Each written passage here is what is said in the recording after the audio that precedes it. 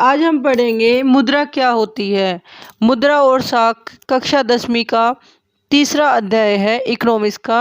आज की इस वीडियो में हम पढ़ेंगे कि मुद्रा क्या है, मुद्रा विनिमय और वस्तु विनिमय प्रणाली में क्या अंतर है। साथ ही हम ये भी देखेंगे कि आधुनिक मुद्रा के रूप कौन कौन से हैं। मुद्रा और साख अध्याय हम 3 वीडियो में कवर करेंगे। इससे पहले वाले जो चैप्टर हैं मैं करवा चुकी हूँ, उनका लिंक मैं डिस्क्रिप्शन बॉक्स में डाल दूँगी, आप वहाँ से देख सकते हो। तो चलो आज की वीडियो शुरू करते हैं। मुद्रा यानी कि पैसा, मनी, करेंसी, वो हमारी लाइफ के लिए इतनी ज़्यादा इम्पोर्टेंट क्यों है? क्योंकि मनी ही एक ऐसा तत्व है, मनी यानी कि मुद्रा ही एक ऐसी वस्तु है जिसके बदले में आप अपनी आवश्यकताओं को पूरा कर सकते हो। मुद्रा के रूप में आप वस्तुओं का लेन देन करते हो, वस्तु और सेवा को खरीद भी सकते हो और बेच भी सकते हो। वस्तु और सेवा को खरीदना और बेचना आप मुद्रा में आसानी से कर सकते हो। मुद्रा को आसानी से स्वीकार किया जा सकता है। मुद्रा यानी कि पैसा, ये हमारे दिनचर्या के जो रोज़ाना के जो कार्य हैं उनमें लेन देन करने में मदद करती है। इसलिए कोई भी ऐसी वस्तु जो विनिमय का कार्य करती है मुद्रा कहलाती है। आज के टाइम में ये विनिमय का काम पैसे से होता है। पहले वाले टाइम में विनिमय का काम या तो अनाज के बदले होता था, वस्तुओं के बदले में होता था, या फिर सोने चांदी के बदले में होता था। सोने और चांदी के सिक्कों की वजह से लेन देन होता था, उसमें पैसा नहीं होता था। लेकिन आधुनिक समय में पैसा न केवल कैश फॉर्म में, नगद फॉर्म में यूज किया जाता है, बल्कि एटीएम, जिसको हम डेबिट कार्ड भी बोलते हैं, चेक,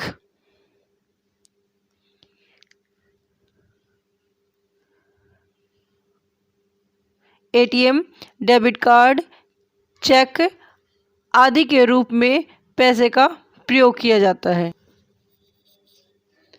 मुद्रा के जरिए वस्तुएं खरीदी व बेची जा रही हैं।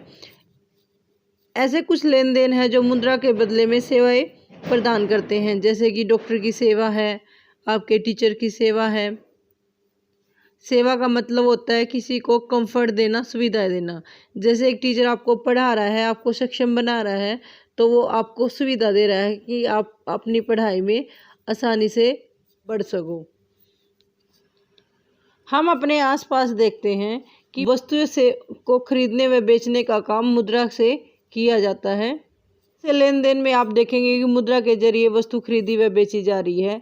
और कुछ ऐसे लेन देन भी होते हैं जिसमें सेवाओं का आदान प्रदान हो रहा है मुद्रा के रूप में। जैसे एक डॉक्टर फीस ले रहा है मुद्रा के रूप में आपका इलाज करने के लिए, डॉक्टर आपको सुविधा दे रहा है, अपनी सेवा दे रहा है।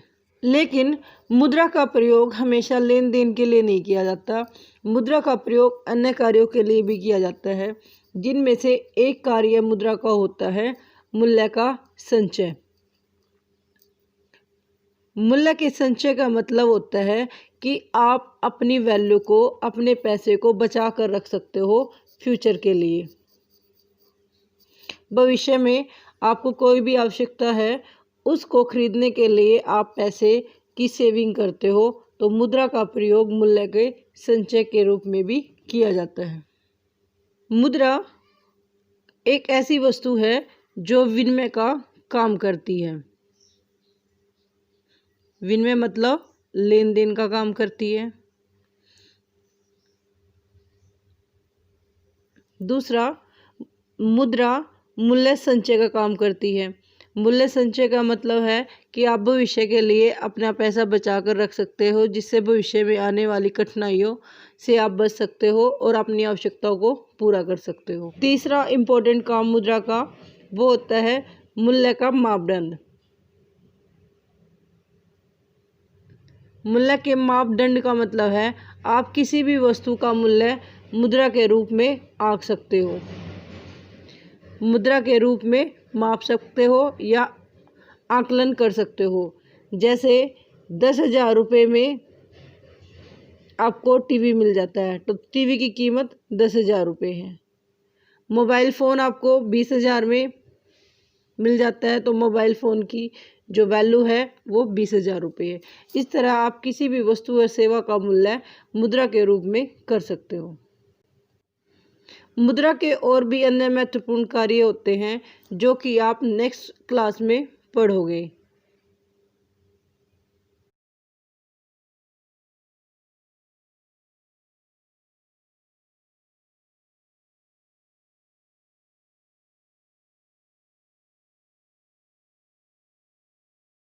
जानोगे, जिनको आप अपनी उच्च कक्षाओं में जानो। आगे हम पढ़ते हैं कि वस्तु विनिमय प्रणाली और मुद्रा विनिमय प्रणाली क्या होती है। जब आप वस्तु और सेवाओं का लेन देन यानी कि विनिमय मुद्रा के रूप में करते हो तो उसे मुद्रा विनिमय प्रणाली बोला जाता है। लेकिन अगर आप वस्तुओं के रूप में लेन देन करते हो तो उसे वस्तु विनिमय प्रणाली बोला जाता है। और ऐसी अर्थव्यवस्था को जिसमें वस्तु के बदले वस्तु का लेन देन किया जाता है वस्तु अर्थव्यवस्था बोला जाता है। वस्तु विनिमय प्रणाली की कुछ प्रॉब्लम है, उनको हम डिस्कस करेंगे। हम देखते हैं क्यों मुद्रा के रूप में विनिमय किया जाता है। विनिमय यानी कि लेन देन, एक्सचेंज मुद्रा के रूप में क्यों किया जाता है? क्योंकि मुद्रा के रूप में आप वस्तु और सेवाओं को आसानी से खरीद सकते हो, बेच सकते हो। जिस व्यक्ति के पास मुद्रा है वह इसका विनिमय किसी भी वस्तु या सेवा के खरीदने के लिए आसानी से कर सकता है। इसलिए हर कोई व्यक्ति मुद्रा के रूप में भुगतान लेना पसंद करता है। भुगतान का मतलब है वस्तु के बदले में लिया जाने वाला पैसा। फिर उसे मुद्रा का इस्तेमाल अपनी ज़रूरत की चीज़ें खरीदने के लिए करता है। जैसे एक जूता निर्माता, जूता बनाने वाली कंपनी है, वो जूता बेचकर गेहूं खरीदना चाहता है, तो वह पहले जूता बेचने के बाद जूता बनाने वाला पहले जूते को बदले में मुद्रा प्राप्त करेगा और फिर उस मुद्रा यानी कि पैसे को गेहूं खरीदने के लिए करेगा। पहले उसने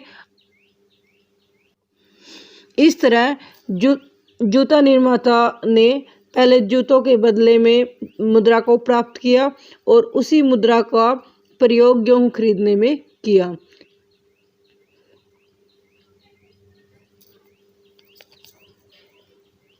लेकिन अगर यह मुद्रा नहीं होती तो क्या होता? जूता निर्माता को गेहूं की आवश्यकता थी, तो उसे एक ऐसा इंसान चाहिए था जिसके पास गेहूं हो और वो गेहूं के बदले में जूता प्राप्त करना चाहता हो। तो इसलिए ऐसे व्यक्ति को ढूंढना न केवल मुश्किल है बल्कि उसके अकॉर्डिंग बार्गेनिंग करनी, सौदेबाजी करना वो भी मुश्किल है। आवश्यकताओं का दोहरा सहयोग बताता है कि हमें उस व्यक्ति की तलाश रहती है जो उस वस्तु को खरीदना चाहता है जिस वस्तु को मैं बेचना चाहता हूँ, और उसके पास वो वस्तु है जिसको मैं खरीदना चाहता हूँ। तो आवश्यकताओं का दोहरा सहयोग एक प्रॉब्लम क्रिएट करता है कि हमें सेम व्यक्ति नहीं मिलता जिसकी हमें आवश्यकता होती है। जैसे जूता निर्माता यदि बिना मुद्रा का इस्तेमाल किए जूते का सीधा गेहूं में विनिमय करता है तो उसे कठिनाई की सामने पड़ती है। उसे गेहूं उगाने वाले किसान को खोजना पड़ेगा जो केवल गेहूं बेचना चाहता है बल्कि जूता भी खरीदना चाहता है। ऐसा व्यक्ति जो गेहूं बेचना चाहता है वो जूता खरीदना चाहता है। दोनों पक्ष एक दूसरे की चीज़ें खरीदने में बेचने की सहमति रखते हो, इसे ही आवश्यकता का दोहरा सहयोग कहा जाता है।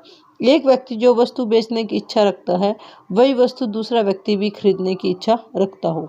वस्तु विनिमय प्रणाली जिसमें वस्तु का वस्तु के बदले में लेन देन होता है, यहाँ मुद्रा का प्रयोग नहीं किया जाता, मुद्रा की कोई आवश्यकता नहीं होती है। जबकि अगर मुद्रा इन दोनों के बीच में मध्यस्थ का काम करे तो जूता बनाने वाला कोई भी निर्माता है वो अपने जूतों को मुद्रा के रूप में बेच सकता है और उस बेचे हुए आय से वो अपनी आवश्यक की चीज़ें यानी कि गेहूं को खरीद सकता है। तो जो मुद्रा है वो हमारे लेन देन कार्य को आसान बनाती है। जब जूता निर्माता मुद्रा के रूप में लेन देन करता है तो उसे ऐसा व्यक्ति ढूंढने की आवश्यकता नहीं है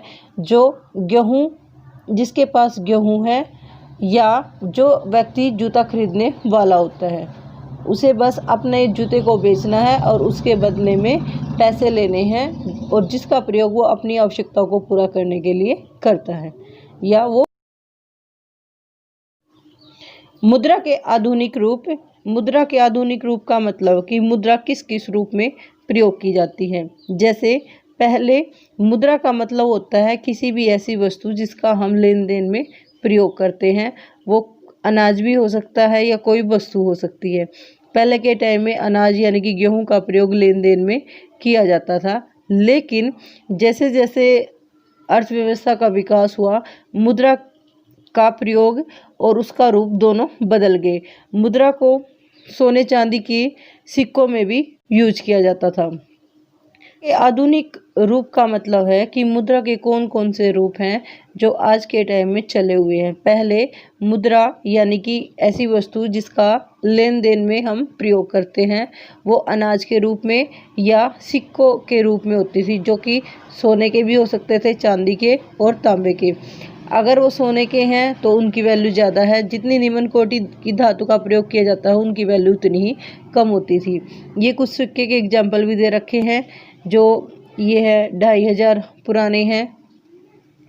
ये गुप्तकालीन सिक्के हैं। अलग अलग टाइम में अलग अलग सिक्के के रूप थे, अलग अलग यूज़ थे। लेकिन आज के टाइम में मुद्रा है वो सिक्कों, करेंसी या कागज़ के रूप में यूज की जाती है। न केवल कागज़ का मतलब जो रुपये आप यूज करते हो, नोट यूज करते हो, 500 रुपये का नोट यूज करते हो, वो करेंसी है, कागज़ के रूप में है। मुद्रा कोई भी ऐसी चीज़ जो लेन देन में विनिमय का माध्यम का काम करती हो। सिक्कों के चलन से पहले कई ऐसी वस्तुएं थी जो मुद्रा के रूप में कार्य करती थी। जैसे आधुनिक समय में हम अनाज का प्रयोग करते थे या पशु का मुद्रा के रूप में प्रयोग करते थे। उसके बाद में सोने, चांदी और तांबे की मोहरें और सिक्के यूज होने लगे थे। मुद्रा के आधुनिक रूपों में करेंसी का मतलब कागज़ के नोट या सिक्के, उनको शामिल किया जाता है। वे चीज़ें जो पहले मुद्रा के रूप में प्रयोग की जाती थी उनसे बिल्कुल अपोजिट है आधुनिक रूप। आज या सोने चांदी के सिक्कों का प्रयोग किया जाता था, जो कि ज़्यादा टिकाऊ नहीं होते थे, क्योंकि अनाज भी जल्दी खराब हो जाता है और पशुधन यानी कि पशुओं का भी खर्च बहुत ज़्यादा। पहले के टाइम में मुद्रा का प्रयोग रोज़मर्रा की चीज़ें जैसे कि अनाज व पशुओं के रूप में प्रयोग किया जाता था, जो आज से बिल्कुल अपोजिट है। आज के टाइम में हम कोई भी ऐसी करेंसी का प्रयोग करते हैं जिसको उस देश की सरकार ने स्वीकार कर रखा है।